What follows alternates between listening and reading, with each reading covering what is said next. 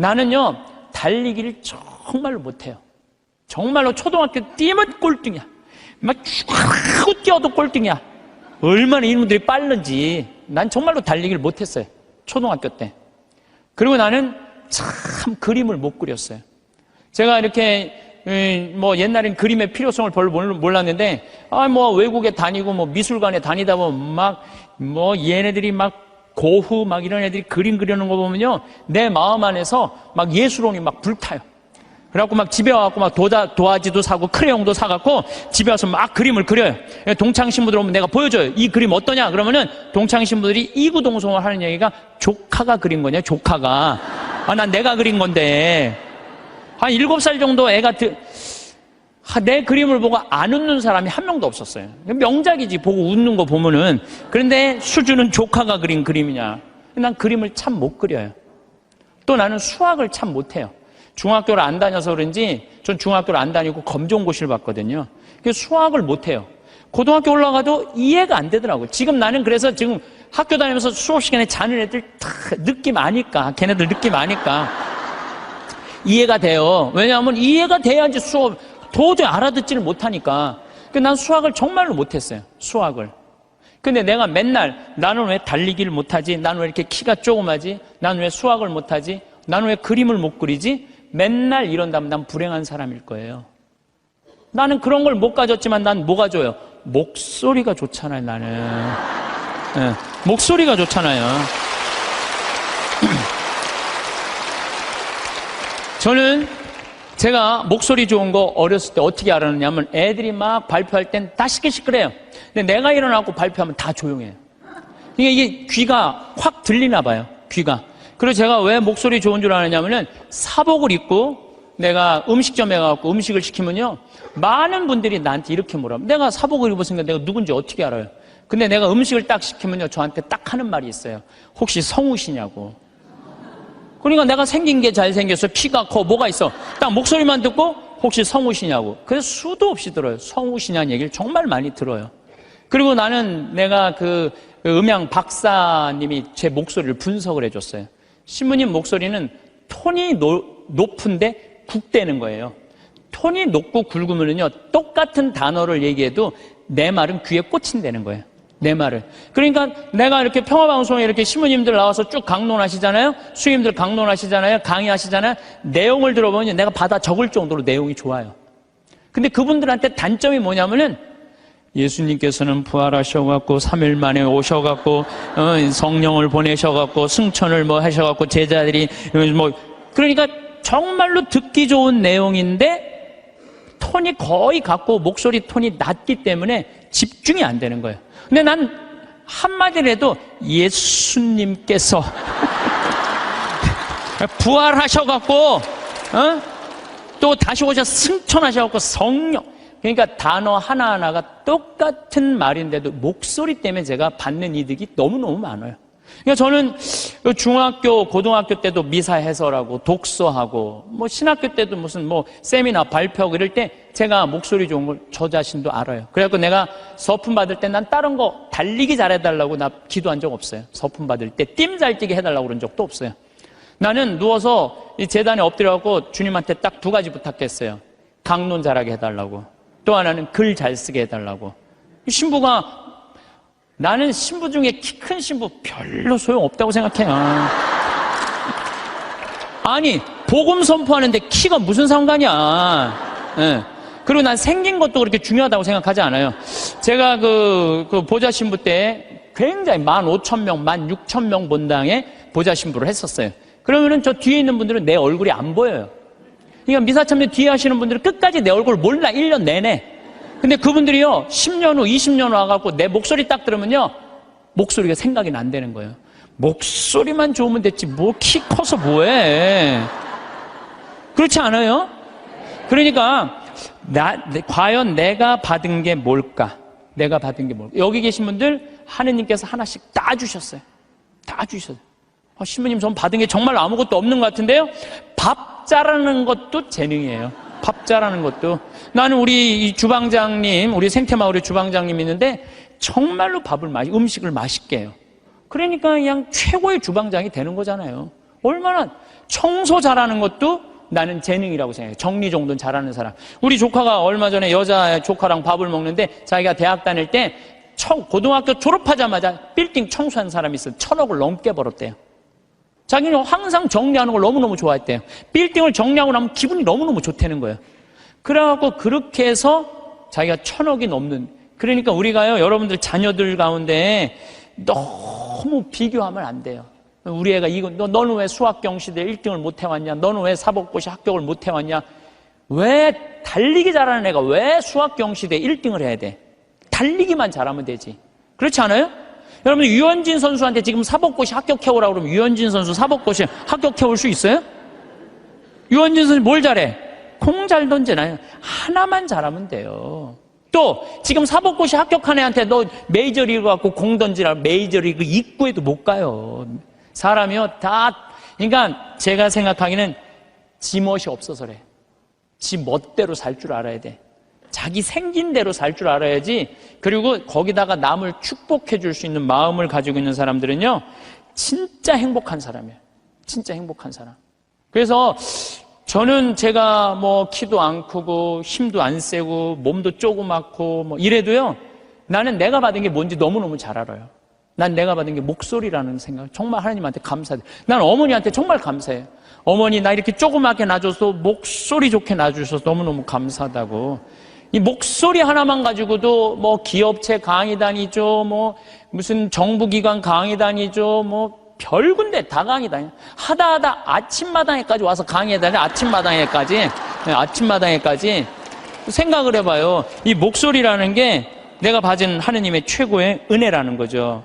저는 가끔 의사 선생님들이 주식 투자하다가 쫄딱 망하고, 의사가 되는 게 쉬운 일이에요. 정말로 어려운 일이에요. 그 공부하려면 얼마나 힘들어요. 그러면은 그렇게 7년, 6년 동안 뼈가 빠지게 의사 공부했으면 의사만 하면 되지. 주식 투자는 왜? 그렇지 않아요? 그러니까 자기가 잘할 수 있는 걸 계속 하는 게 제일 중요한 거예요. 그런데 이상한 데다가 방향을 돌리면은요, 망하는 거예요. 뭐 아까 잠깐 강의 들어오기 전에 보니까 어떤 영화 배우가 25년 동안 버는 거 쫄딱 망했대. 영화 배우는 연기만 잘하면 돼요. 다른 거 이상한 거 하다가 되게 망하는 게 자기가 잘할 수 있는 걸 안 해서 그래. 자기가. 그러니까 여러분들 자녀들 가운데서도 공부만 해야 된다는 거, 이 머릿속에 이거 빼세요. 공부 빼고는 나머지 다 잘하는 애들 많아요. 공부 빼고. 그런데 나머지 다 잘하는 건 그건 소용없어. 수학하고 영어만 잘하면 돼. 이게 대한민국의 불행에, 제가 지난주에도 말씀드렸지만은 대한민국의 불행으로 가는 길이에요. 불행으로 가는 길이에요. 그래서 자기가 잘할 수 있는 일을, 내가 포크레인 저 잘해요. 포크레인 정말 잘해요. 내가 뭐 하루 종일 포크레인 가지고 황토 집 질 때도 포크레인으로 지는 황토도 잘 개요. 근데 내가 포크레인 하면서 깨달은 게 뭐냐면, 아침부터 밤 6시, 7시까지 하는데도 하나도 안 지겨워. 10시간을 여러분들 공부하라고 그래봐요. 나 아마 미칠 거예요. 10시간 공부하라고 그러면. 근데 포크레인을 10시간 하면 하나도 안 지겨워. 시간 가는지도 모르고. 일이라는 게요, 내가 재미가 있고 몸에 이렇게 탄력이 붙으면요, 일처럼 재미난 게 없어요. 그러니까 여러분들 자녀들 중에 혹시 몸은 튼튼한데 머리가 안 되는 애들은 생태마을에 한번 도전해 보세요. 예. 저는 우리 생태마을이 지금 여주도, 나는 고등학교 졸업한 아이로 하고 싶어요. 여주도. 그리고 아프리카 자카란다도 그 농장도 고등학교 졸업한 아이들 파견하고 싶어요. 그 가끔 50살, 60살 되신 분들이 전화해. 거기 생태마을 취직하고 싶다고. 지금 우리 생태마을에 50살, 60살 천지야, 천지 지금. 예. 우리가 이 세대 교체가 필요한 거, 세대 교체가. 그래서 혹시 이 방송 듣고 나도 저기 가서 일할까? 50살 넘은 분들은 하지 마세요. 예. 예. 대신 누굴 보내? 자녀를 보내, 자녀. 몸은 튼튼하나 머리가 안 돌아가는 애들, 이런 애들 꼭 좀 보내주시기를 바라겠습니다. 저는요, 얼마 전에 내가 좋아하는 우리 최경남 신부가 또 해준 얘기예요. 자기가 조용필 저 콘서트를 갔다 왔대요. 감동받았대요. 너무너무 정말로 프로페셔널이 저거구나. 우리 신부들도 저런 마음으로 사목을 하면은 정말로 사목이 잘 될 거란 얘기를 하면서 나한테 기가 막힌 얘기를 해주더라고요. 조용필 씨가 1982년 비련이라는 못 찾겠다 깨꼬리 4집 이 4집을 냈는데 비련이라는 그 노래가 있대요.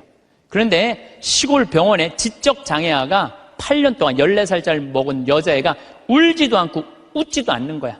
그런데 얘가 비련이라는 노래를 듣고 울기 시작하는 거야. 14살짜리가 막 울더래요. 그러니까 병원에서 난리가 난 거죠. 8년 동안 웃지도 않고 울지도 않던 애가 비련이라는 노래로 눈물을 쫙 흘리니까. 그러니까 부모도 미치죠. 내 애가 감정 표현하니까 얼마나 행복하겠어요. 그래갖고 그 병원에서 연락을 한 거예요. 조용필 씨한테. 제발 우리 병원에 한 번만 와갖고 이 아이 손 한 번만 잡아줘라. 손 잡아주고 노래까지 해주면 더할 나위 없지만 손이라도 잡아줘라. 했는데 그때 조용필 씨가 1982년 4집 못 찾겠다 꾀꼬리 할 때 캬바레에 가서 노래 한 곡 하면 3천만 원을 받았대요. 지금 돈으로.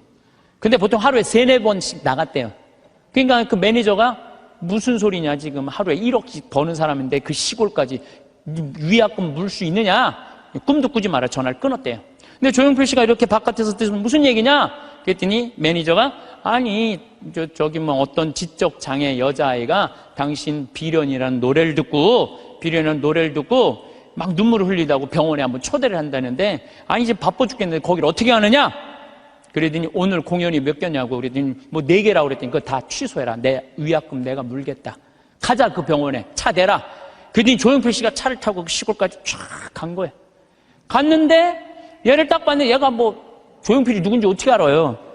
보고 가만히 있는 거야. 근데 조용필 씨가요 대단한 사람이 그 14살짜리 여자의 손을 잡고 비련이라는 노래를 부르는 거예요. 기도하는 사랑의 손길로 탁 이렇게 노래를 쫙 그냥 오빠 막 그러잖아요 여러분들. 그러니까 얘가 또 눈물을 쫙 흘리는 거야. 그러니까 그냥 이 병원이 감동이죠, 감동. 그리고 이 조용필 씨는 그걸 보고 갔어요. 부모님이 너무 감동받아서 우리가 조금이라도 사례를 할 테니까 통장 번호를 알려달라고 그랬더니 조용필 씨가 한 말이 전 정말 기가 막힌 말이에요. 나는 오늘 저 아이의 눈물을 통해서 이제까지 받은 모든 돈, 앞으로 받을 돈 모든 것보다 비싼 보상을 받았다. 그러니까 나한테 돈 보낼 생각하지 말아라. 탁 갔다는 거예요. 그게 1982년 얘기예요. 그래서 물론 내가 조용필 씨가 훌륭하다는 건 알았지만 그 다음에 내가 조용필 씨 뒷조사를 쫙 해봤어요. 뒷조사를 해봤더니 자기 부인이 세상을 떠났을 때도 23억인가 4억이나 되는 돈을요 다 어려운 사람을 위해서 다 기증하고 그 다음에 소아 백혈병 걸린 아이 한 500명 수술비를 다 대주고 지금도 1년에 몇 억씩 어려운 아이들을 위해서 내놓는다는 거예요. 그러니까 우리가 이 세상을 보면서 다 나쁜 놈들만 있는 게 아니에요. 우리가 참 훌륭한 사람들이 많아요. 요즘 저는 김장호 씨, 독도 참 여러분들 이거 대단한 가수 하나가 대단한 일을 하는 거예요. 지금 독도 뭐 100억 모은다고 그러잖아요. 저도 이제 동참 꼭 하고 싶어요. 여러분들 일본 애들은요 자기네 나라에서 살고 싶지 않은 애들이에요. 2011년 3월 11일 후쿠시마 지진이 일어났지. 원자력 발전소, 원자탄 폭탄 터진 거예요. 그것 때문에 지금도 방사능 때문에 고생하고 있죠. 태풍이랑 태풍은 그냥 일본에 다 가서 지금 아직도 10월 30일인데 아직도 무슨 프란치스코 뭐 이거 태풍 다 살고 싶지 않은 거예요. 1905년에 일본 애들이 우리나라를 어떻게 돌아왔는지 독도는 우리 땅 그리고 우리나라 먹은 거예요. 지금도 독도는 우리 땅이라고 자기네들 이번에 뭐 외교 홈페이지에 하잖아요. 한국 먹고 싶다는 거예요. 그러니까 대놓고 얘기하는 거 대놓고. 근데 정치인도 기업인도 못하는 가수 한 사람이 얼마나 대단해요. 여러분들 우리나라 속담에 이런 얘기가 있죠. 사촌이 땅을 사면 축하해줘야지 왜 배가 아파요. 저는 아예 이런 말이 대한민국에 없었으면 좋겠어요. 우리는 이런 말을 해줬으면 좋겠어요. 사촌이 땅을 사면 축하해줘야 된다. 이런 말이 있었으면 좋겠어요. 요즘 중국 사람들이 맨하탄을 다 사요. 맨하탄을. 그러니까 얼마 전에도 7억 달러짜리 맨하탄 상징 건물 하나 샀다고 그러더라고요. 근데 맨하탄에 건물을 사는데 그렇게 대기업가도 사지만 뉴욕에 사는 중국 사람들 40명이 모여갖고요. 40명이 돈을 모아요. 돈을 모아갖고 건물 하나 사는 거예요. 건물을 사갖고 거기에 이제 새 들어 사는 우리나라 사람들, 무슨 뭐 베트남 사람들, 또 멕시코 사람들 이런 사람들을 어떻게 내보내냐면 세를 전부 다 올려요. 그럼 세를 감당을 못하니까 다 나가잖아요. 그럼 중국 사람들한테 다 주는 거예요. 그래갖고 자기네들끼리 상권을 형성하는 거죠. 그래서 그걸 우리가 화교 그런 지역을 그러잖아요. 차이나타운이라고 그러잖아요. 차이나타운. 중국이요, 여러분들 해외에 나가 있는 중국 사람들이 3,500만 명이 나가 있대요. 그런데 이 사람들의 자본이 얼마냐면 2조 달러래. 2조 달러. 우리나라가 1년에 수출입 다 합쳐갖고 1조 달러예요. 우리나라 1조 달러. 근데 얘네들 자본이 2조 달러를 어떻게 하느냐면은 자기 본토에다가 다 투자하는 거야. 그러니까 나가 있는 중국 사람들이 본토에 투자하고 또 나가서 자기네들끼리 또 상권을 형성해갖고 돈을 모아갖고 건물을 사고 자기네들끼리 뭉쳐서 사는 거예요. 말레이시아의, 인도네시아의 재정은 70%, 말레이시아도 마찬가지고 중국 사람들이 모든 상권을 다 줘요. 근데 우리나라는 사촌이 땅을 사면 배가 아프다는 이 잘못된 이런 나쁜 이 우리들의 이 속담이라고 그럴 수도 없고 정말 이런 말은 없어야 돼요. 사촌이 땅을 사면 어떻게 해줘야 돼? 축하해줘야죠. 근데 우리는 남 잘 되는 꼴을 못 봐. 누가 좀 조금만 뜨면은 그 사람 그냥 깎아내리기가 바빠. 이래서는요, 이 세계 속에서요, 살아갈 수가 없어요. 개인으로도 불행하지만 국가적으로도 불행하다는 거예요. 중국 사람들보다 더 무서운 사람이 누구냐면 유대인이에요, 유대인. 유대인들은요, 얼마나 무시무시하냐면은, 폴란드에서 사는 유대인, 러시아에서 사는 유대인들이, 여기서는 도저히 못 살겠다. 미국으로 가야 되겠다. 미국에 딱 가면 공항에 딱 내리면은요, 이민자 협회 회가 있어요. 그래갖고 그 사람을 아파트를 빌려주고 또 취직까지 다 시켜줘요. 그 사람이 일었을 때까지 잘해줘요. 근데 우리나라는 공항에 딱 어리삐리하고 도착하면은 이거 그냥 갖고 싸들어온 돈 다 등쳐먹기 바빠. 이게 너무 큰 차이가 나는 거예요. 그러니까 지금 미국의 주요 백화점은 누가 다 쥐고 있냐면 유대인이 다 쥐고 있어요. 유대인이 다 쥐고 있는데 유대인들은 자기 백화점의 입점을 누구 제일 먼저 받느냐면 유대인이 만드는 물건부터 제일 먼저 받아들여요. 그러니까 얘네들이 잘 살 수밖에 없죠. 그 유대인들이 그래갖고 돈을 모으잖아요? 그럼 자기 돈은 누구한테 맡기냐면 유대인 은행에 갖다 맡겨요. 유대인 은행에 갖다 맡겨요. 무슨 소송이 나오면 누구한테 맡겨? 유대인 변호사한테 맡겨요. 아프잖아요? 누구한테 가요? 유대인 의사한테 가요. 그러니까 이 유대인들은요, 어느 정도냐면은, 이 미국의 부의 한 50%를 유대인이 쥐고 있대요. 그 중에 미국 부자의 30%는 유대인이래요. 철저하게 민족끼리 돕는 거예요. 사촌이 땅을 사면 배가 아픈 게 아니라 사촌이 땅을 살 수 있도록 도와주는 거죠. 시기심이 없는 거죠, 시기심이. 우리 시기심이 너무 많아. 이 출애굽기 22장 24절에서 25절을 보면 너희가 나의 백성에게 너희 곁에 사는 가난한 이에게 돈을 꾸어 주었으면 그에게 채권자처럼 행세해서도 안 되고 이자를 물려서도 안 된다. 너희가 이웃의 겉옷을 담보로 잡았으면 해가 지기 전에 돌려주어야 한다. 이게 유대인들은요, 민족끼리는 서로 책임진다. 이게 철저해요. 근데 우리나라 사람들은 제가 외국에 나가보면요, 다 개인적으로는 잘 살아요. 근데 다 같이 모여갖고 건물 샀다는 얘기는 한 번도 들어본 적이 없어. 예. 우리가 이게 안 되는 거예요. 개인적으로는 특출나지만은 이게 서로 축복해주는 게 안 되는 거죠. 미국에 7대 영화사가 있는데 이 중에 6개가 유대인이에요. 6개가 파라마운트, MGM, 워너브라더스, 유니버설, 21세기 폭스, 다 유대인이 만든 영화사예요.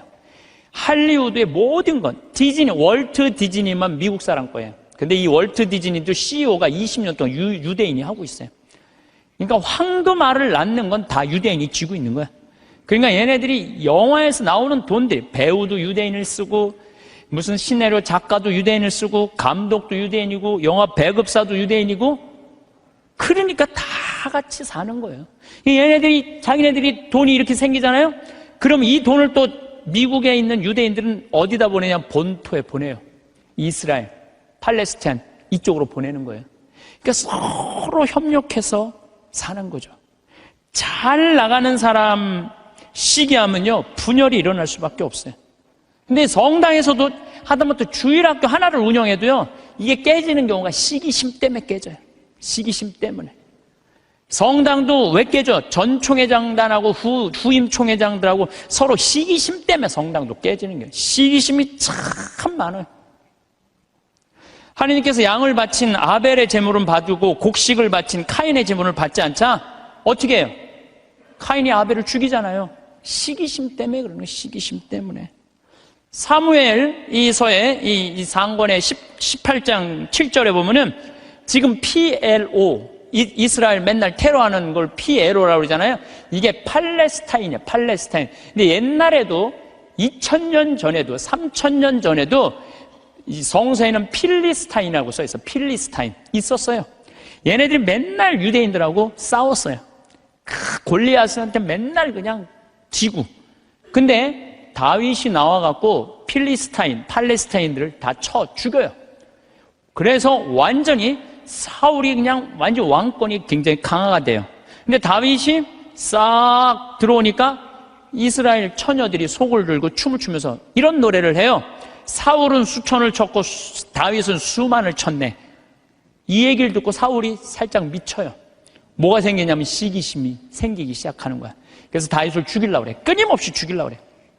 끊임없이 죽이려고 그러고 하다못해 딸 미가를 다윗한테 줘요. 사위야, 사위.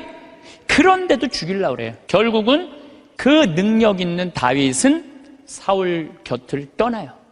사울 곁을 떠나니까 사울이 훌륭한 장수를 잃어버렸잖아요.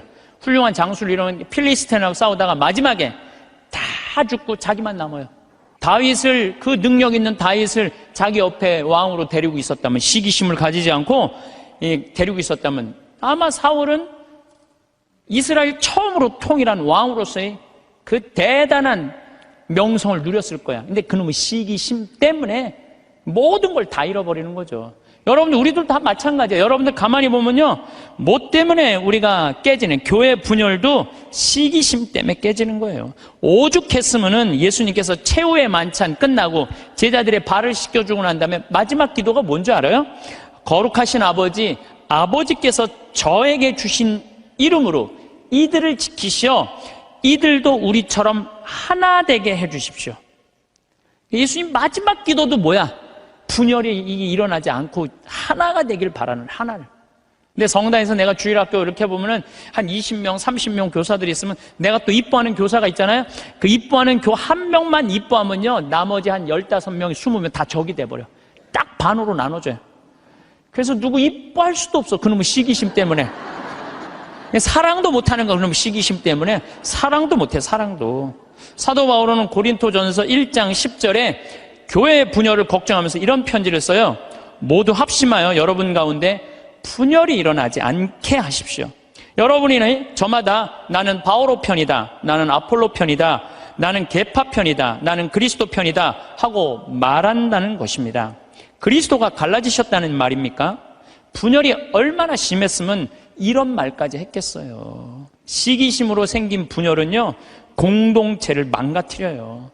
마음 안에 시기심이 있는 사람은요, 평화로울 수가 없어요.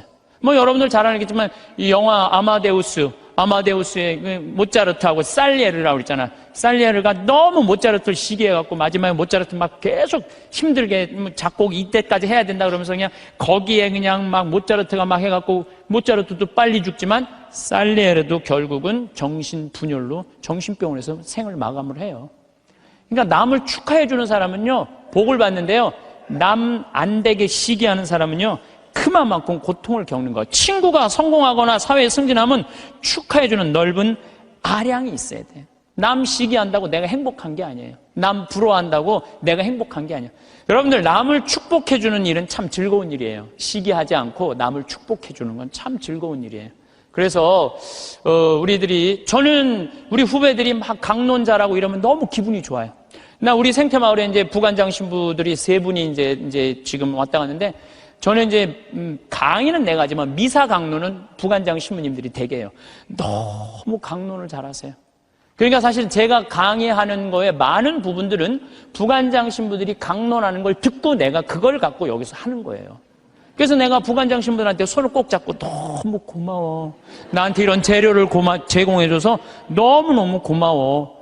참, 이렇게 후배 신부들이 강론 잘하는 거 보면 기분이 너무 좋아요. 그것도 막 사목 잘하면은 막 박수 쳐주고 싶고, 그럼 내가 행복해요. 근데 저놈 새끼 봐라, 나보다 강론을 잘하네? 이때부터 불행해지는 거예요. 남을 내가 조금 능력이 모자라도 잘하는 사람을 이렇게 칭찬해 줄 때 나도 행복하고 너도 잘 살고 나도 잘 사는 거야. 중국 애들이 지금 본토는 뭐 하느님 안 믿어갖고 엉망이지만 나가 있는 중국 사람들은 대단하거든. 유대인은 말할 것도 없고, 유대인들은 말할 것도 없고. 나는 우리나라가요, 사촌이 땅을 사면 축하해 준다. 아예 사촌이 땅을 사면 배가 아프다. 이 말 아예 없었으면 좋겠어. 오늘 이후부터 우리는 아예 사촌이 땅을 샀어? 그래. 축하해주는 그런 문화가 난 이루어졌으면 참 좋을 것 같아요. 그런데 생각을 해봐요. 시기심이 게으른 놈이 시기심까지 있어. 게으른데 남 욕이나 하고 앉아 있어. 매력이 있을 것 같아, 없을 것 같아요?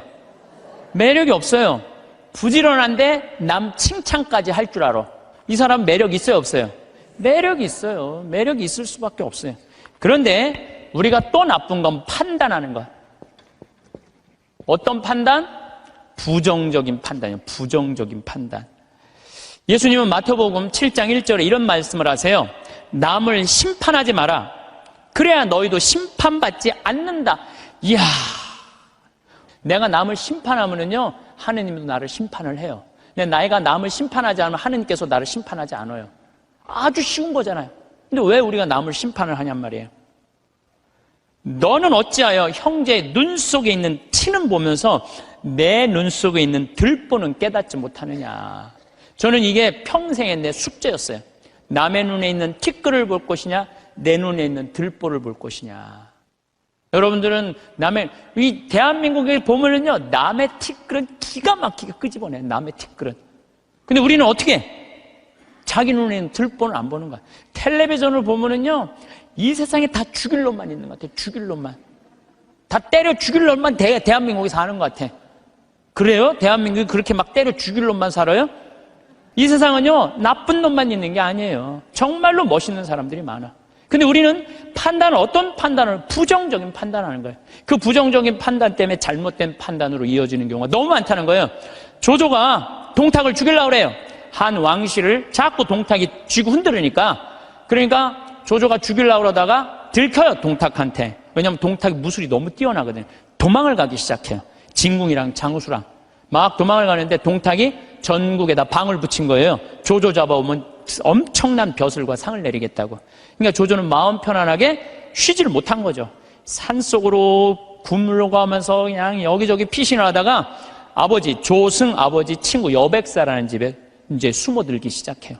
근데 여백사가 이 조조를 너무 반갑게 맞아주는 거예요. 야, 너 그동안 고생했으니까 우리 집 와서 편안하게 쉬라고. 내가 방 따뜻하게 해줄 테니까 편안하게 쉬라고. 근데 우리 집에 음식을 준비할 테니까, 근데 문제는 우리 집에 술이 없다. 내가 고을에 가고 술을 받아올 테니 너는 쉬고 있어라. 그리고 이제 여백사는 이제 고을로 술 받으러 나간 거예요.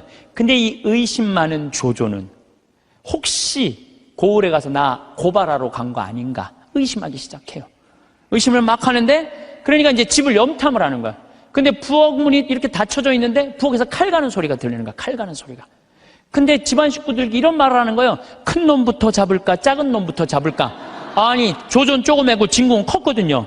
이것들 봐라. 여백사는 나를 고발하러 가고 저것들은 나를 죽이려고 그러네.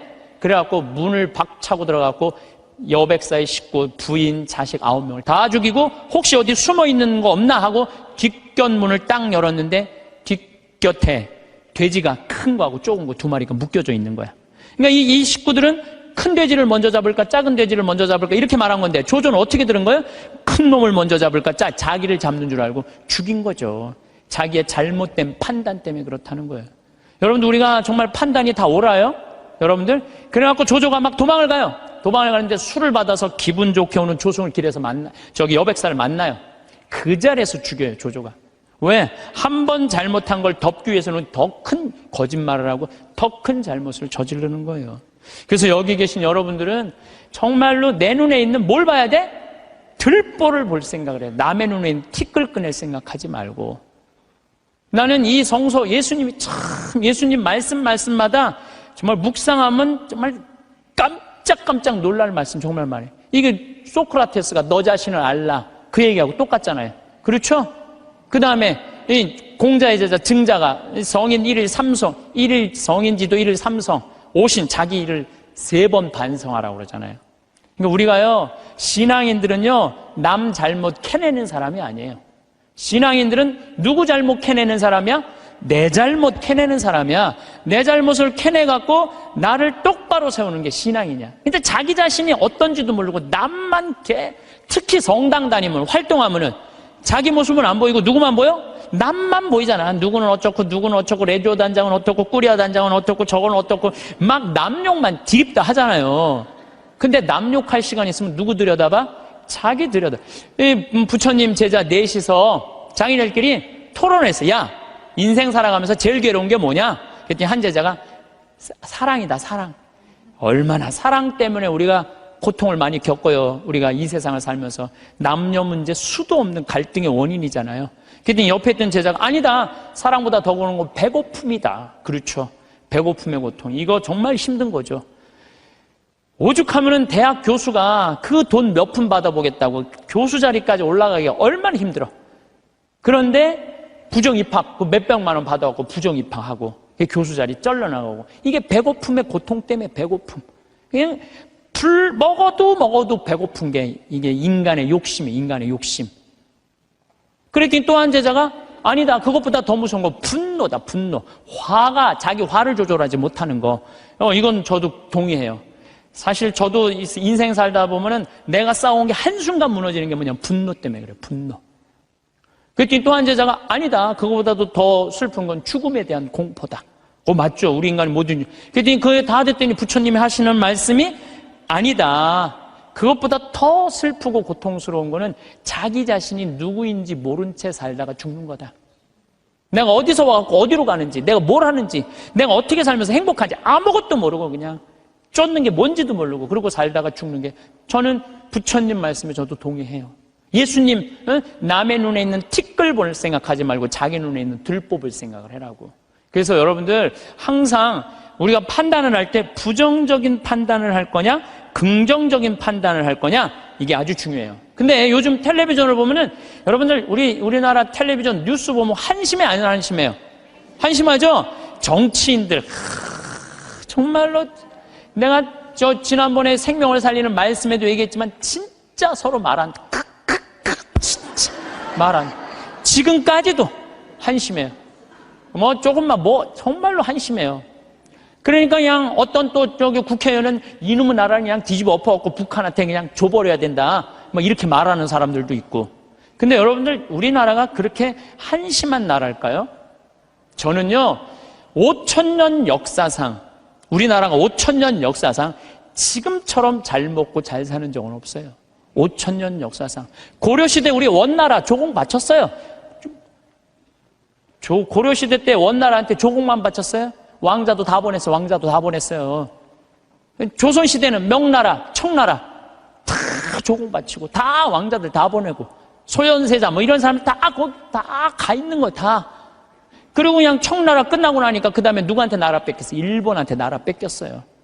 1,000년 이상을 통일 국가 다 나눠져서 싸우고, 지금도 나눠져 있지만 그렇게 우리나라 역사가 질곡의 역사를 갖고 있어요. 그런데 이 5,000년 역사상 지금처럼 우리나라가 강성했던 적은 없어요. 우리나라가 경제 규모가요 1조 달러야. 무역 규모가 세계 8위, 경제 규모는 세계 15위예요. 근데 일본은 6조 달러야. 무역 규모가. 중국이 8조 달러, 미국이 14조 달러야. 그러니까 우리가 사실은 참 우리나라도 피곤한 나라야. 양쪽에 너무 센 놈들이 있는 거예요. 중국하고 일본하고. 근데 중국하고 일본이 경제 규모가 일본이 6조 달러, 중국이 8조 달러예요. 우린 1조 달러밖에 안 돼. 근데 그전에는 1조 달러도 안 됐어. 그러니까 참 조공 바치고 살았던 거죠. 그런데도 또 전 세계에서 일본 놈하고 중국 놈 무시하는 것도 대한민국 사람밖에 없어요, 또. 근데 제 생각엔 그래요. 제 생각에는 그래도 5,000년 역사를 보면 지금처럼 우리가 잘 살고 잘 먹고 잘 사는 적이 없어요. 여러분들, 우리나라 차 잘 만들어요. 차 잘 만들어요. 제가 지난 9월 달에 미국 뉴욕에 강의를 갔다 왔는데 초청한 회장님이 차를 이번에 싹 바꿨대요. 뭐 워낙 뭐 돈이 많은 분이라 뭐 에쿠스, 뭐 볼보, BMW, 렉서스 뭐 5대를 다 바꿨대요. 근데 그 중에 제일 마음에 드는 게 에쿠스래요. 나한테 정말 그런 말을 하면서 한국이 차 브랜드가 떨어져서 그렇지 한국 차 잘 만든다고. 그것도 40년 만에. 남들은 100년, 120년 됐는데 40년 만에 이렇게 쫓아온 것에 대해서 자기는 에쿠스를 타고 다니면서 너무너무 자랑스럽다는 거예요. 그런데 대한민국 차를 누가 제일 무시하느냐? 대한민국 놈들이 제일 무시해요. 이게 부정적인 시각으로 바라보는 거, 부정적. 텔레비전 잘 만들고. 그렇잖아요. 또 휴대폰 잘 만들고. 제가 이 휴대폰도 아이폰 막 나오고 난리 칠 때 제가 그랬어요. 앞으로 내가 우리나라 휴대폰을 봐서는 전 세계 시장 1위를 할 거다. 제가 4, 5년 전에 내가 방송 때도 얘기했어요. 지금 1위 하잖아요. 정말로 잘 만들어요. 에어컨 잘 만들고, 냉장고 잘 만들고. 그러면은 좀 긍정적으로 봐야 될 거 아니야. 긍정적으로.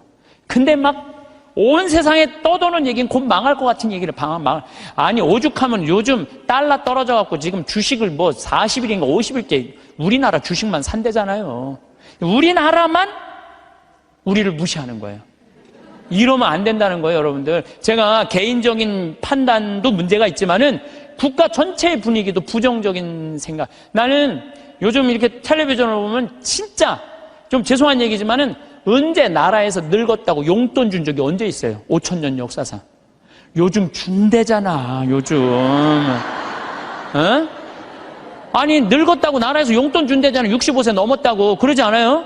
근데 여러분들 이거 언제부터 줬어요? 10년 전부터 줬어요, 용돈. 54,000원, 5만원 주기 시작해갖고 지금 94,000원, 95,000원이 지금 내년 7월 달부터는 20만원 준다는 거예요. 물론 100% 다 주면 좋지만 상위 30%는 안 주고 하위 70%는 준다는 거예요. 20만원. 여러분들 자식이 다달이 20만원씩 줘요? 자식도 안 주는 용돈 준대잖아, 나라가. 에? 그러니까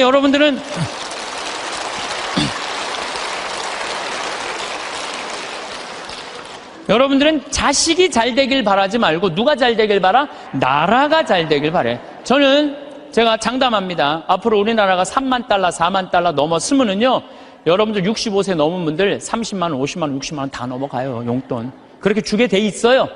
그러니까 여러분들은 우리나라가 긍정적인 마음으로 정말 나라가 융성할 수 있는 그런 마음으로 나라가 잘 되길 바라야 되는데 우리는 입만 열면 조금 있으면 망해야 된다고, 조금 있으면 망해야 된다고 이렇게 말하면은요, 그래서 그게 개인적으로나 국가적이나 사회적이나 부정적인 눈으로 세상을 보면 안 돼요. 우리 생태마을에 주창덕 씨라고 북에서 넘어온 탈북자가 한 명이 일을 하고 있어요. 근데 이분이 진짜 그 함경북도에서 살다가 지금 55인가 이쯤 나이가 됐는데 북의 얘기를 들어주면요, 우리 직원들은요 다 뒤로 넘어가는 일이 너무너무 많아요. 이 사람들은요 쌀 구경한 적 없대요. 밀가루도 구경한 적 없대요. 제가 제일 놀라운 건 뭐냐면은 북한 사람들 밀가루 먹고 사는 줄 알았더니 밀가루는 1년에 2번 나온대요. 2번. 그리고 강냉이 죽만 먹고 산대요. 그럼 밀가루를 가지고 수제비를 만들어 먹으면 그게 얼마나 고소한지 모른대요. 그건 농약을 쳐야지 맛이 이상할 거 아니야. 농약 칠 돈이 있어야지 농약을 칠 거 아니에요. 그러니까 안전뱅이 아마 밀보리로 아마 하는 것 같아요. 그 수제비 먹으면 그렇게 맛있다는 거예요. 근데 그 1년에 딱 2번 먹는다는 거. 나머지는 전부 강냉이 죽을 먹는다. 나머지는 전부. 그런데 우리 이제 생태마을에서 이제 가지튀김을 하면은 우리는 가지튀김만 밀가루 살짝 묻혀갖고 튀기잖아요. 그래갖고 그걸 나가면요, 그 가지를 들고 주방에 들어가요. 그 탈북자가. 그 주방장한테 따져요. 밀가루 요것밖에 왜 안 묻히느냐고. 내가 밀가루 먹고 싶어서 북에서 넘어왔는데 왜 밀가루를 요것 조금밖에 안 묻히느냐고. 슬픈 얘기예요. 슬픈 얘기예요. 북한은요 수도 없이 굶어주고, 내가 지금 북한 이야기라는 책을 읽고 있는데 거기서 하는 얘기가 그거예요. 95년, 96년, 97년에 죽을 때 북한 사람 그때 제일 많이 굶어 죽었거든요. 그나마 농장에서 일하는 사람 먹고 살았대요. 탄광에서 일하는 사람 다 죽었대요. 근데 굶어 죽으면요 다 새카매 갖고 죽는데, 못 먹을 때. 근데 자기가 식당에서 일을 하는데 탄광촌에 배정을 받아서 하는데 한 10명이 새카매 갖고 다 쭈그리고 앉아있더래요. 저 사람들은 왜 일도 안 하고 쭈그리고 앉아있는지, 왜 이렇게 새카마냐 그러니까 다 굶어 죽어 있는 거라고. 지금 10몇 명이 그대로 앉아서 그 자리에서. 참, 북한 얼마 전에 6명 넘어갔던 분들 다시 한국으로 보냈잖아요. 그분들 내가 쭉 읽어봤어요. 북한 가면 어떻게 대우할 줄 알고. 아파도 병원 한번 가본 적도 없고 그냥 고통이란 고통을 다 겪고 그리고 온 거예요. 그러니까 나는 북한 무슨 김일성 주체사상 찬양 이해가 안 가요. 물론 내가 제일 화가 나는 건 하느님을 믿을 수 없다는 나라, 그런 나라에 대해서 제일 가슴이 아프고 슬프지만은, 그런데 무슨 북한을 찬양을 하고 그래요. 국민들은 다 굶어 죽어가는데 그냥 여기 뭐 대통령이라는 그 수령, 우리 또 얼마나 웃기냐면 우리 직원들은 김정은이가 말이야 백성들 굶어 죽이고 그러면요 그 사람이 딱 일어나고 김정은이가 뭡니까? 위대하신 수령아바이 김정은이죠. 또 이렇게 얘기를 해요. 그럼 우리 직원들이 그래, 위대하긴 개뿔은 뭐가 있냐, 국민들 다 굶어 죽이고 뭐가 위대하냐고. 그러면은 그분이 그래, 그건 또 맞는 말입니다. 또 이런다. 근데 더 슬픈 건 뭐냐면은 이분이 왜 탈북을 했느냐면 자기 딸하고 같이 해서, 딸은 지금 간호학과 대학을 다니고 있는데 자기 아들이 관절염이었대요. 부인은 심장병이고 그거 고치고 싶어서 탈북을 한 거예요. 그래갖고 이제 돈을 이제 우리 생태마을에 이제 돈을 조금씩 모아갖고 좀만 기다리면은 자기 가서 데리고 올 텐데 안 기다린 거야. 이 아들하고 부인이 이번 여름에 압록강을 건넌 거예요. 압록강을 건넜는데 기다렸는데 연변에서 만나는 사람이 못 만났다고 전화가 온 거예요. 아니 그냥 우리 생태마을에서 저녁에 밥을 먹으면 얼굴이 하얘갖고 아주 이만 다 죽어가더라고. 그래서 내가 물어봤어. 왜 그러느냐고. 뭐 주창덕 형제. 그랬더니 하는 말이, 아니 북에서는 건너갔다는 소식이 왔는데 연변에서 못 만났다는 거야. 그래서 내가 비행기표 끊어주고 돈 주고 가서 찾아와 봐라. 자식 아들하고 부인 소식을 모르니까 일이 손에 잡히겠어요? 찾아와 봐라. 그래갖고 갔다 왔는데 결국은 못 찾고 자기만 넘어가다가 죽은 거죠. 물에 빠져서 압록강 너 죽은 거예요. 여러분들 지금 대한민국 사람들은요 호강에 요강을 타고 있는 거예요. 지금 여러분들이 남한에 태어난 게 얼마나 정말로 감사한 거예요. 지금 북한에 그래도 지금 신앙을 하는 게 1%도 된대요. 숨어서 신앙생활하는 비율이 1%가 된다는 거. 우리 천주교하고 개신교하고 있다는 거예요. 지금도 그들이 정말로 마음 편안하게 하느님께 찬양 드리고 영광 드릴 수 있는 거, 통일이 돼야 돼요. 뭐 여러 가지 이유로도 통일이 돼야 되지만은 그 안에 이 정말로 신앙의 빛을 전해줄 수 있는 통일이 돼야 되는 거예요. 우리 이 대한민국은 이렇게 보면은요 참 부정적인 시각이 너무 많은 것 같아요. 여러분들 정말로 한국은요 정말로 행복한 나라예요. 정말로. 요즘 나는 한국에 이렇게 외모로 평가하는 경향이 참 많아. 잘생기면 다 오케이야. 키 크면 다 좋고, 뭐 남자는 키가 커야 돼. 키가 키 개뿔 뭐 키가 크 뭐가 좋아요. 이 기장이 저기 뭐 기지나 많이 들어가지. 키 큰 게 뭐가 좋아. 그냥 이쁘면 다 용서해. 이쁘면 다 용서해. 이쁘면 다 용서해. 그래서 가끔 이렇게 말하는 사람들이 있어요. 내가 사람 하나 제대로 볼 줄 안다. 척 보면 안다. 그게 여러분들 자기 발목을 잡는 거예요. 뭐 확실한 얘기는 아니라고 그러지만 떠도난 얘기에 이제 하버드 대학에 스탠포드 부부가 가갖고 허름한 옷을 입고 스탠포드 부부가 가갖고 하버드 대학 총장실에 가고 나 좀 여기 아들이 죽었거든요. 16세 하버드대 다니다가. 그래갖고 나 여기 좀 기증하고 싶다. 좀 총장을 만나게 해주라. 너무 허름하니까 이 수위가 당신 같은 사람이 뭘 기증하냐? 안 만나게 해줘요. 그래갖고 이 사람이 이 샌프란시스코 사람인데 아주 철도로 돈을 버는 사람이야. 아니 저 하버드 대학에서 우리 돈을 기증을 안 받느니 차라리 우리가 그냥 여기다가 대학을 하자. 그래갖고 생긴 대학이 스탠포드 대학이라는 거예요. 지난번에 산호세 강의 갔을 때도 스탠포드 대학을 지나가 봤는데 어마어마하게 전왔더라고. 대학이 아니라 거의 뭐 궁전같이 전왔더라고요. 그래서 그 하버드 정문에는 이런 말이 써 있대요. 사람을 외모로 판단하지 말라라는 글귀가 있대요. 예. 죄로 가는 길은 내 눈에 있는 들보 볼 생각은 안 하고 남의 눈에 있는 티끌 끄집어내는 이런 사람들이 죄로 가는 거예요. 그러니까 여러분들 남 판단하지 마세요. 남 평가하지도 마시고 남 비난하지도 말고, 판단하고 난 다음에 비난하지도 말고, 똥 묻은 겨 묻은 겨 비웃는다는 그런 우리 속담도 있듯이 자신의 잘못된 점을 되돌아보는 일이 우리가 중요한 것 같아요. 특히 신앙인들은 남 누구 어떻고 이거는요, 이 사도 바오로가 남을 해치는 말은 입 밖에도 내지 말라고 그러잖아요. 남을 해치는 말은. 근데 우리가 그냥 이게 몸에 배 있어. 남한테 흠이 되는 말 한마디를 해더라도 우리가 정말로 이거 조심하고 두려워해야 되는데 이게 안 되는 거야. 생각을 해봐요. 게으른 데다가 시기심까지 있는데도 판단을 부정적으로 해. 이 사람 이거 쓸 데가 있는 사람이야, 쓸 데가 없는 사람이야? 쓸모가 없는 사람이야. 여러분들 뒤집어서 이렇게 생각해봐요. 성실하고 남 칭찬할 줄 알고 긍정적으로 모든 세상을 바라볼 줄 아는 사람. 이런 사람 죄 질 것 같아요, 안 질 것 같아요? 죄 안 져요. 이 작은 것들이 모여서 큰 죄가 되는 거예요. 작은 것들이 모여갖고 큰 죄가 되는 거예요. 그래서 저는 우리 교우들이 살면서 항상 긍정의 에너지가 사람을 사랑하고 칭찬해주고 평생의 설계가 돼 있는 그런 분들이 됐으면 좋겠어요. 사람은 부지런해야 돼요. 성실하고 그럴 때 그 부지런함이 쌓여서 나중에 누리는 행복이 큰 행복이 됩니다. 그런데 게으른 데다가 시기심까지 있다. 그럼 이게 참 몹쓸 사람 중에 하나가 일은 안 하면서 남 잘 되는 꼴 못 보는 사람. 이런 사람들 이게 참 문제가 많은 거예요. 삶의 만족은 화려한 외부의 성취나 남들의 인정에서 나오는 것이 아닙니다. 진정한 행복은 자기 자신을 깊이 들여다보는 것에서 시작됩니다. 우리는 종종 다른 사람과 비교하며 스스로를 평가하곤 합니다. 하지만 이런 비교는 우리를 더욱 불안하게 만들 뿐입니다. 마치 남의 정원과 자신의 정원을 비교하며 자신의 꽃이 덜 아름답다고 생각하는 것과 같습니다. 모든 사람은 각자 고유한 재능과 특별함을 가지고 태어났습니다.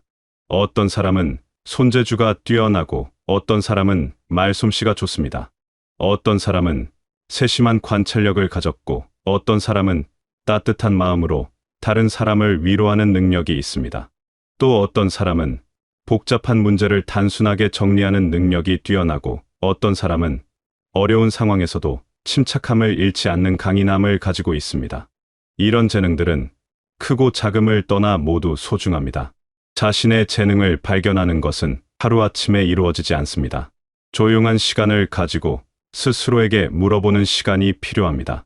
무엇을 할 때 가장 즐거운가요? 어떤 일을 할 때 시간이 빠르게 지나가는 것처럼 느껴지나요? 다른 사람들이 여러분에게 자주 도움을 요청하는 분야가 있나요? 어떤 활동을 할 때 자연스럽게 몰입하게 되나요? 이런 질문들을 통해 자신만의 독특한 능력을 찾을 수 있습니다. 때로는 너무 당연해서 재능인지 모르고 지나치는 것들이 있습니다. 다른 사람들이 어려워하는 것을 쉽게 해내는 것이 바로 여러분의 재능일 수 있습니다. 재능을 발견했다고 해서 끝이 아닙니다. 그 재능을 소중히 여기고 꾸준히 키워나가는 과정이 더욱 중요합니다. 작은 재능이라도 정성을 들여 가꾸면 놀라운 결실을 맺을 수 있습니다. 마치 작은 씨앗이 햇빛과 물을 받아 큰 나무로 자라는 것처럼 말입니다. 재능을 키우는 과정에서 우리는 인내심을 배우게 됩니다. 처음에는 잘 되지 않는 것 같아도 꾸준히 노력하다 보면 어느새 실력이 늘어있는 자신을 발견하게 됩니다. 자신의 재능을 인정하고 개발하는 과정에서 우리는 진정한 자존감을 느끼게 됩니다. 이는 다른 사람의 칭찬이나 인정에 의존하는 것이 아닌 내면에서 우러나오는 건강한 자신감입니다. 자신의 가치를 스스로 인정할 수 있게 되면 타인의 평가에 휘둘리지 않고 당당하게 살아갈 수 있습니다. 더 나아가 자신의 재능을 통해 다른 사람들에게 도움을 줄 수 있을 때 우리는 더욱 큰 성취감을 느끼게 됩니다. 자신만을 위한 능력이 아니라 세상에 선한 영향력을 미치는 도구로 사용될 때 그 재능은 더욱 빛이 납니다. 하지만 모든 사람이 뛰어난 재능을 가진 것은 아닙니다. 때로는 자신에게 특별한 능력이 없다고 느낄 수도 있습니다. 그럴 때는 재능의 정의를 좀 더 넓게 생각해 보시기 바랍니다. 다른 사람의 말을 잘 들어주는 것, 성실하게 맡은 일을 해내는 것, 어려운 상황에서도 긍정적인 마음을 잃지 않는 것, 이 모든 것들이 소중한 재능입니다. 심지어 좋은 질문을 하는 능력, 분위기를 밝게 만드는 능력, 다른 사람의 기분을 세심하게 살피는 능력도 모두 귀중한 재능입니다. 자신의 재능에 감사하는 마음을 가지는 것도 중요합니다. 작은 능력이라도 그것이 여러분만의 고유한 선물임을 인식하고 소중히 여겨야 합니다. 감사하는 마음으로 재능을 바라볼 때 그 능력은 더욱 발전하고 성장할 수 있습니다. 자신에 대한 이해를 바탕으로 이제는 세상을 바라보는 시선을 다듬어야 할 차례입니다. 우리가 세상을 어떻게 바라보느냐에 따라 삶의 질이 크게 달라집니다. 같은 상황이라도 긍정적으로 바라보는 사람과 부정적으로 바라보는 사람의 경험은 완전히 다릅니다. 현대 사회는 문제점과 부족함에 집중하는 경향이 있습니다. 뉴스는 대부분 부정적인 소식으로 가득하고 사람들의 대화도 불만과 걱정으로 시작되는 경우가 많습니다. 하지만 이런 환경에서도 우리는 의식적으로 긍정적인 시각을 기를 수 있습니다. 부정적인 정보에 계속 노출되다 보면 세상이 어둡고 희망이 없는 곳처럼 느껴집니다. 하지만 실제로는 좋은 일들도 매일 일어나고 있습니다. 단지 그런 일들이 덜 주목받을 뿐입니다. 긍정적인 태도는 단순히 좋은 일만 보려고 노력하는 것이 아닙니다. 현실을 있는 그대로 받아들이면서도 그 속에서 희망과 가능성을 찾는 것입니다. 어려운 상황에서도 배울 점이 있고 성장의 기회가 있다고 믿는 것입니다. 우리가 살고 있는 현재의 삶과 사회에 감사하는 마음을 가져보십시오. 물론 완벽하지는 않지만 우리는 이전 세대들이 꿈꾸던 많은 것들을 누리고 있습니다. 깨끗한 물을 마실 수 있고 따뜻한 집에서 잠을 잘 수 있으며 자유롭게 생각하고 표현할 수 있습니다. 필요한 정보를 쉽게 얻을 수 있고 멀리 있는 사람들과도 소통할 수 있습니다. 아플 때 치료받을 수 있는 병원이 있고 위험할 때 도움을 요청할 수 있는 시스템도 갖춰져 있습니다. 특히 우리가 살고 있는 대한민국은 놀라운 발전을 이룬 나라입니다. 불과 몇십 년 만에 가난에서 벗어나 선진국 대열에 합류했습니다. 민주주의를 이뤄냈고 개인의 자유와 권리를 보장받게 되었습니다. 이런 것들을 당연하게 여기지 말고 소중히 여기는 마음을 가져야 합니다. 감사하는 마음은 우리의 시각을 바꿔줍니다. 부족한 것에 집중하던 눈이 가진 것의 소중함을 보게 됩니다. 불평하던 입이 고마움을 표현하게 됩니다. 이런 변화는 우리의 일상을 더욱 풍요롭게 만들어줍니다. 긍정적인 태도는 전염성이 있습니다. 여러분이 밝고 긍정적인 에너지를 발산하면 주변 사람들도 영향을 받게 됩니다. 가족이 더 화목해지고 이웃과의 관계가 더욱 따뜻해집니다. 작은 변화가 점점 더 큰 변화를 만들어내는 것입니다. 한 사람의 미소가 다른 사람의 하루를 밝게 만들고 한 사람의 격려가 다른 사람에게 용기를 줄 수 있습니다. 이런 선한 영향력의 연쇄 반응이 우리 사회를 더욱 따뜻하고 살기 좋은 곳으로 만들어갑니다. 하지만 긍정적인 태도를 갖는다고 해서 현실의 문제를 무시하라는 것은 아닙니다. 문제가 있으면 해결하려고 노력해야 하고 잘못된 것은 바로잡아야 합니다. 다만 그런 과정에서도 절망하지 않고 희망을 잃지 않는 것이 중요합니다. 세상을 따뜻하게 바라보는 시선은 하루아침에 생기지 않습니다. 의식적인 노력과 꾸준한 연습이 필요합니다. 매일 작은 것에라도 감사하는 마음을 갖고 좋은 점을 찾으려고 노력해 보십시오. 처음에는 어색할 수 있지만 점차 자연스러워질 것입니다. 아침에 눈을 뜰 수 있음에 감사하고 건강한 몸으로 하루를 시작할 수 있음에 감사하며 사랑하는 사람들이 곁에 있음에 감사하는 마음을 가져보십시오. 건강한 관계와 성숙한 인격은 타인을 향한 날카로운 판단에서가 아니라 자신을 향한 깊은 성찰에서 비롯됩니다. 우리는 다른 사람의 잘못은 쉽게 보면서도 자신의 허물은 잘 보지 못하는 경향이 있습니다. 이런 태도는 인간관계를 어렵게 만들고 자신의 성장을 가로막습니다. 다른 사람을 비난하는 것은 쉽습니다. 그들의 행동이 마음에 들지 않을 때, 그들의 성격이 우리와 다를 때 우리는 본능적으로 그들을 비판하고 싶어 합니다. 하지만 이런 비난은 문제를 해결하지 못할 뿐만 아니라 오히려 관계를 악화시킵니다. 비난은 상대방을 방어적으로 만들고 소통을 막는 벽을 쌓습니다. 진정한 해결책은 비난이 아니라 이해와 대화에서 나옵니다.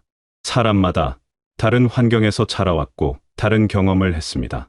그래서 생각하는 방식도 행동하는 방식도 다를 수밖에 없습니다. 우리가 당연하다고 생각하는 것이 다른 사람에게는 전혀 당연하지 않을 수 있습니다. 이런 차이를 인정하고 받아들이는 것이 성숙한 태도입니다. 다름을 틀림으로 보지 않고 다양성으로 받아들일 때 우리는 더 넓은 세상을 경험할 수 있습니다. 다른 사람의 관점을 통해 우리는 새로운 것을 배우고 성장할 수 있습니다. 타인을 비판하기보다는 그들을 이해하려고 노력해 보십시오. 그들이 그런 행동을 하는지 그들의 입장에서 생각해 보십시오. 완전히 이해할 수는 없더라도 최소한 그들도 나름의 이유가 있다는 것을 인정할 수 있을 것입니다. 무엇보다 중요한 것은 자기 성찰입니다. 다른 사람의 잘못을 지적하기 전에 먼저 자신을 돌아보는 것입니다. 혹시 내가 같은 실수를 하고 있지는 않은지, 내가 완벽한 사람인지 스스로에게 질문해 보십시오. 자기 성찰은 겸손을 가르쳐 줍니다. 자신의 한계와 부족함을 인정할 때 우리는 다른 사람들의 실수에 대해서도 더욱 관대해질 수 있습니다. 완벽하지 않은 존재끼리 서로 이해하고 도와가며 살아가는 것이 인간사의 아름다운 모습입니다. 물론 잘못된 것을 잘못되었다고 말하는 것은 필요합니다. 하지만 그럴 때도 상대방을 존중하는 마음을 잃지 말아야 합니다. 그들의 행동은 비판할 수 있지만 그들의 인격까지 공격해서는 안 됩니다. 문제는 미워하되 사람은 미워하지 않는 것입니다. 타인을 판단하지 않는 태도는 우리 자신에게도 큰 유익을 가져다 줍니다. 남을 비판하는 데 쓰던 에너지를 자신을 발전시키는 데 사용할 수 있게 됩니다. 또한 다른 사람들과의 관계가 더욱 원만해지고 평화로운 마음을 가질 수 있게 됩니다. 자기 성찰을 통해 우리는 자신의 진짜 모습을 보게 됩니다. 겉으로 드러나는 모습이 아닌 내면의 참된 자아를 만나게 되는 것입니다. 이런 과정을 통해 우리는 더욱 진실한 사람이 되고 진정한 성장을 이룰 수 있습니다. 다른 사람들도 우리와 마찬가지로 각자의 고민과 아픔을 안고 살아가는 존재들입니다. 그들을 비난할 것이 아니라 함께 이 어려운 삶을 헤쳐나가는 동반자로 여겨보십시오. 그럴 때 우리의 인간관계는 더욱 깊어지고 의미 있어질 것입니다.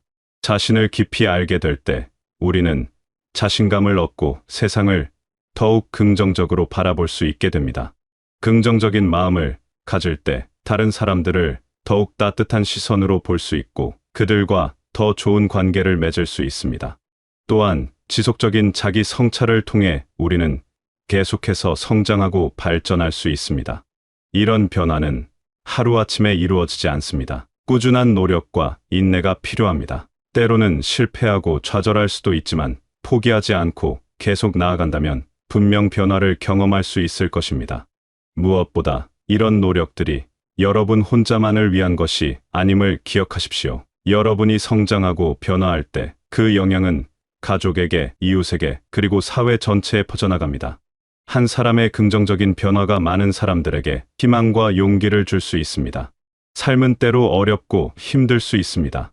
예상치 못한 시련이 찾아오고 해결하기 어려운 문제들과 마주하게 됩니다. 하지만 그런 순간에도 우리 안에 있는 가능성을 믿고 세상에 대한 신뢰를 잃지 않으며 타인과 자신에 대한 사랑을 유지할 수 있다면 어떤 어려움도 극복할 수 있을 것입니다. 여러분의 삶이 자신만의 고유한 아름다움으로 빛나고 주변 사람들에게 따뜻한 빛이 되며 이 세상을 조금이라도 더 나은 곳으로 만드는 의미 있는 여정이 되시길 바라겠습니다.